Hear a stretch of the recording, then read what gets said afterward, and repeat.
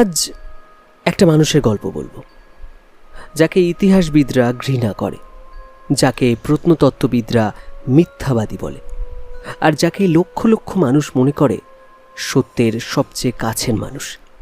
আর তার নাম Graham Hancock. এই মানুষটা 5 বার চুরি করে উঠেছে গ্রেট পিরামিডের চূড়ায়, রাতের অন্ধকারে, গার্ডদের চোখ এড়িয়ে, ভোর 4টেই। আর সেই চূড়ায় গিয়ে সে খুঁজে পেয়েছিল তার নিজের দাদুর নাম। 1916 সালে লেখা, পাথরের গায়ে খোদাই করা। এটা কি কাকতালীয়, নাকি কোনো এক রক্তের টান, এক অজানা শক্তি যা তাকে টেনে নিয়ে গিয়েছিল সেই একই পাথরের দিকে, যেখানে তার পূর্বপুরুষ একদিন দাঁড়িয়েছিল? 4 বছর বয়সে গ্রাহাম যখন ভারতের মাটিতে পা রাখে, তখনই বুঝি জন্ম নিয়েছিল তার ভেতরের এক কৌতূহল, অন্য সংস্কৃতি, অন্য বিশ্বাস, অন্য সত্যকে জানার তীব্র আকাঙ্ক্ষা। বছর ঘুরল, গ্রাহাম হয়ে উঠল সাংবাদিক। আফ্রিকার ভয়ঙ্কর গৃহযুদ্ধ, দুর্ভিক্ষ, রাজনীতি সবকিছু খুব কাছ থেকে দেখেছে সে। ইথিওপিয়ায় কাজ করতে করতে একদিন তার কানে এলো এক অদ্ভুত কাহিনী। স্থানীয়রা বিশ্বাস করে the Ark of the Covenant, সেই পবিত্র সিন্দুক যার ভেতর রাখা ছিল ঈশ্বরের দেওয়া 10 আদেশ, সেটা এখনও লুকিয়ে আছে ইথিওপিয়ার এক গির্জার গর্ভগৃহে। পশ্চিমী পণ্ডিতরা হেসে উড়িয়ে দিয়েছিল কথাটা, লোককথা তারা বলেছিল, কুসংস্কার। কিন্তু গ্রাহাম থামল না। সে গিয়ে দেখা করল সেই পুরোহিতের সঙ্গে, যে নিজেকে বলে সিন্ধুকের রক্ষাকর্তা। আর তখনই তার মনে প্রশ্ন জাগে, যদি প্রত্নতত্ত্ববিদরাই ভুল হয়? আর তারপর সে পড়ল একটা বই, হ্যামলেটস মিল MITর 2 অধ্যাপকের লেখা। সে বইয়ে দাবি করা হয়েছিল প্রাচীন মানুষ জানত এমন জ্যোতির্বিজ্ঞান যা গ্রিকদের চেয়েও হাজার হাজার বছর আগের। সেই দিন থেকেই গ্রাহাম হ্যানককের মনে একটা প্রশ্ন গেঁথে গেল চিরকালের জন্য। মানব ইতিহাসে কি এমন এক অধ্যায় আছে যা আমরা সবাই ভুলে গেছি? প্রত্নতত্ত্ববিদরা গ্রাহামকে আক্রমণ করে, নেটফ্লিক্সে চিঠি দিয়ে দাবি লিখে দেয় যে তার শোকে বৈজ্ঞানিক কল্পকথা বলে ঘোষণা করা হোক। তাকে বলা হয় শ্বেতাঙ্গ অধিপত্যবাদী, জাতিবিদ্বেষী। অথচ গ্রাহাম বলে এই অভিযোগের পেছনে কোনো প্রমাণ নেই, আছে শুধু একটাই ভয়। যদি সাধারণ মানুষ বিশ্বাস করতে শুরু করে যে ইতিহাসের গল্পে কিছু একটা অসম্পূর্ণ আছে, তাকে বলা হয় তুমি তো সাংবাদিক, প্রত্নতত্ত্ববিদ নও। কিন্তু সাধারণ মানুষ তার পাশে, কোটি কোটি দর্শক, কারণ তারাও অনুভব করে কোথাও একটা গল্প অসম্পূর্ণ রয়ে গেছে। আমেরিকার সাপেন মাউন্টেন, কাহেকিয়া, মুনভিল, প্রতিটি জায়গায় গ্রাহামকে ঢুকতে দেওয়া হয়নি ক্যামেরা নিয়ে, কারণ একটাই, সে এমন একটা গল্প বলবে যা তাদের পছন্দ নয়। তাহলে প্রশ্ন থেকে যায়, সত্যিকারের বিজ্ঞান কি এভাবে কাজ করে, নাকি এটা কেবল ক্ষমতার লড়াই? কে বলবে আমাদের অতীতের গল্প?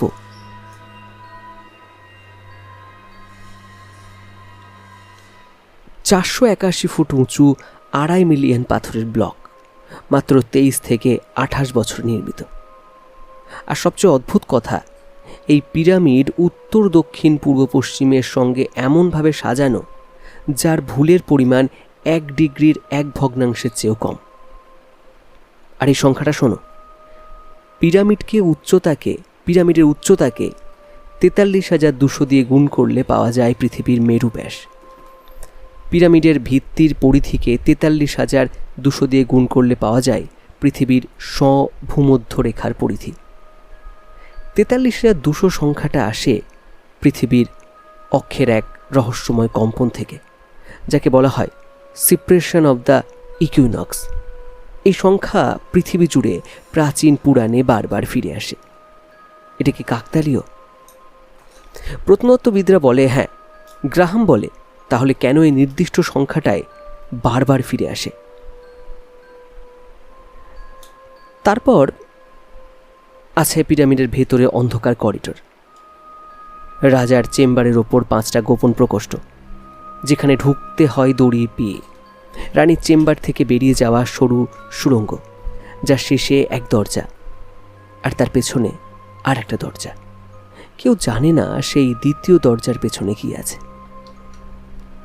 মিশরবিদরা বলে স্ফিংস বানিয়েছিলেন ফেরাও খাফরে 2500 খ্রিস্টপূর্বাব্দে।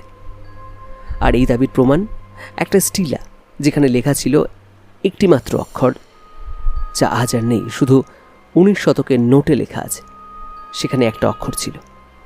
কিন্তু রবার্ট শক, বস্টন বিশ্ববিদ্যালয়ের ভূবিজ্ঞানী, স্ফিংসের চারপাশের ক্ষয়চিহ্ন পরীক্ষা করে বলেছিলেন এই ক্ষয় বাতাসের নয়, এটা বৃষ্টির ক্ষয়, যা হাজার হাজার বছর ধরে অবিরাম বর্ষণে তৈরি হয়েছে।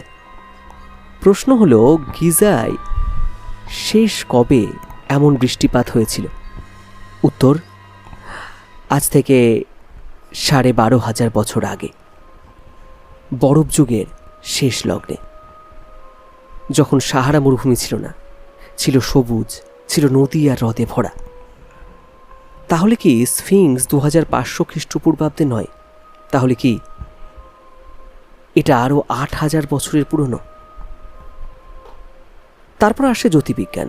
স্ফিংস তাকিয়ে আছে পূর্ব দিকে, ঠিক পূর্ব দিকে, বসন্তের বিষুবরেখার সূর্যোদয়ের দিকে। আর সেই সময় প্রায় 12,000 বছর আগে পূর্ব আকাশে উদিত হতো সিংহ রাশি, লিও। স্ফিংস, সিংহের শরীর, সিংহের মাথা, যা পরে কেটে মানুষের মুখ দেওয়া হয়েছে, এমনটাই দাবি গ্রাহামের। তাহলে কি স্ফিংস একসময় ছিল লিও রাশির প্রতীক, এক হারিয়ে যাওয়া যুগের স্মৃতিচিহ্ন, পাথরে খোদাই করা? বহু বছর ধরে প্রত্নতত্ত্ববিদরা বলেছে কৃষিকাজ ছাড়া বড় স্থাপনা সম্ভব নয়।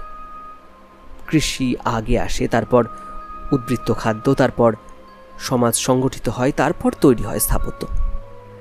তারপর আবিষ্কার হলো তুরস্কের গোব্যাকলি তেপে, 11,500 বছরের পুরনো, স্টোনহেঞ্জের চেয়ে 7,000 বছর প্রাচীন, 20 টন ওজনের পাথর, নিখুঁত জ্যোতির্বিজ্ঞানের বিন্যাস। আর সেখানে কোনো কৃষির চিহ্ন নেই। কেউ তখন চাষ করত না।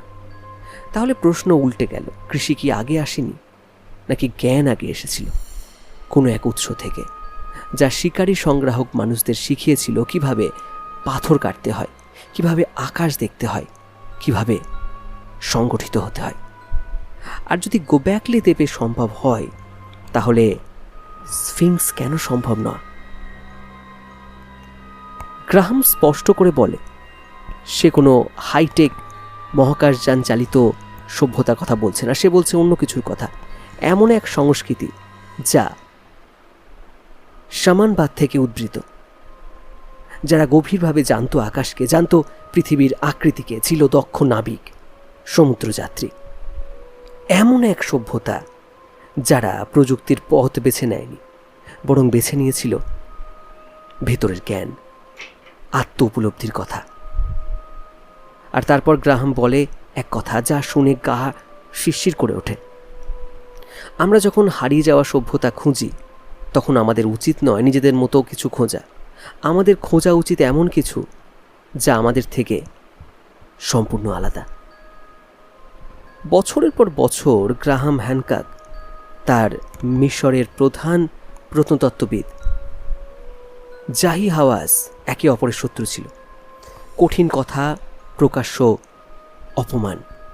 কিন্তু একদিন অ্যামাজনের গভীরে আয়াহুয়াস্কা এক যাত্রায় গ্রাহামের মনে বারবার ফিরে আসছিল একটা প্রশ্ন, কেন আমি এত কঠোর হয়েছিলাম? সে মিশরে ফিরে গেল, জাহিরের সঙ্গে বসলো এক টেবিলে, ক্ষমা চাইল। আজ তারা বন্ধু, দ্বিমত পোষণ করে, কিন্তু আর শত্রু নয়। এই গল্পটা কেবল পিরামিড বা স্ফিংসের নয়, এই গল্পটা এক মানুষের, যে সারা জীবন প্রশ্ন করে গেছে, আমরা কি সত্যি জানি আমরা কোথা থেকে এসেছি? আর যতদিন এই প্রশ্নের সম্পূর্ণ উত্তর না মেলে, ততদিন গ্রাহাম হ্যানককের মতো মানুষেরা থাকবে অস্বস্তিকর প্রশ্ন তুলে, ক্ষমতার বিরুদ্ধে দাঁড়িয়ে, এক হারানো অতীতের খোঁজে। প্রশ্নটা আপনাদের কাছেও বা তোমাদের কাছেও রেখে গেলাম, যদি ইতিহাসের পুরো গল্পটাই অসম্পূর্ণ হয়, তাহলে আসল সত্যিটা কোথায় লুকিয়ে আছে? কমেন্টে জানাবেন আপনার ব্যক্তিগত মতবাদ। নতুন পর্ব নিয়ে ফিরব। অজানাকে এভাবেই জানতে থাকুন। যন্ত্রমন্তর পডকাস্টের পুরো ভিডিও দেখার জন্য অসংখ্য ধন্যবাদ। সাবস্ক্রাইব করে পাশে রাখবেন, লাইক শেয়ার করে দেবেন আপনার প্রিয় বন্ধুদের সঙ্গে। নতুন পর্ব নিয়ে ফিরছি।